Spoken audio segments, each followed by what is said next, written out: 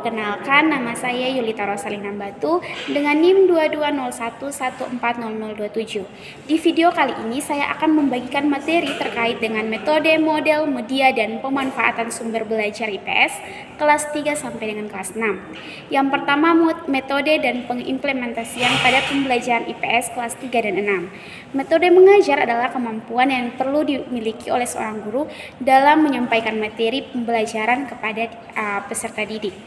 Dalam memilih metode, perlu memperhatikan hal-hal sebagai berikut. Yang pertama, tujuan pembelajaran. Yang kedua, kemampuan guru terhadap materi atau metode yang akan dipilih. Yang ketiga, kemampuan peserta didik dalam belajar. Keempat, situasi atau kondisi saat belajar. Dan yang kelima, fasilitas yang dimiliki. Dan yang keenam, evaluasi yang dimiliki. Ada beberapa metode yang bisa digunakan dalam proses pembelajaran. Yang pertama, metode ceramah. Yang kedua, metode diskusi kelompok. Yang ketiga, panel. Keempat, studi kasus. Kelima, metode brainstorming. Yang keenam, metode diskusi. Dan ketujuh, metode tanya jawab. Dan kedelapan, metode kerja kelompok. Kemudian selanjutnya itu ada model pembelajaran dan pengimplementasian pada pembelajaran IPS kelas 3 sampai kelas 6. Nah, model pembelajaran adalah sebuah rangkaian penyajian materi yang meliputi segala aspek sebelum, sedang, dan sesudah pembelajaran yang dilakukan guru serta segala fasilitas yang terkait yang digunakan secara langsung atau tidak langsung dalam proses belajar mengajar.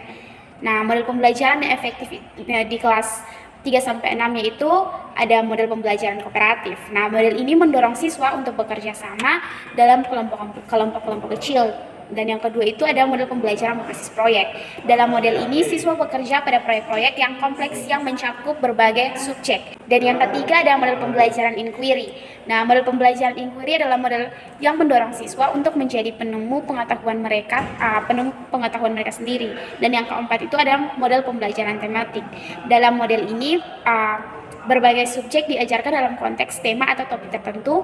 Ini membantu siswa melihat keterkaitan antara subjek yang berbeda dan membuat pembelajaran lebih relevan dan menarik. Dan selanjutnya ada media pembelajaran dan pengimplementasian pada pembelajaran IPS kelas 3 dan 6 sampai kelas 6. Media merupakan salah satu faktor penentu keberhasilan pembelajaran. Melalui media, proses pembelajaran bisa lebih menarik dan menyenangkan. Misalnya siswa yang memiliki keterkaitan terhadap warna maka dapat diberikan media dengan warna yang menarik. Nah, media pembelajaran dapat dikelompokkan menjadi 6, yaitu ada media visual, media audio, media proyeksi diam, terus media proyeksi gerak, dan kemudian ada multimedia, dan yang terakhir itu benda. Selanjutnya ada pemanfaatan sumber belajar pada pembelajaran IPS kelas 3 sampai 6.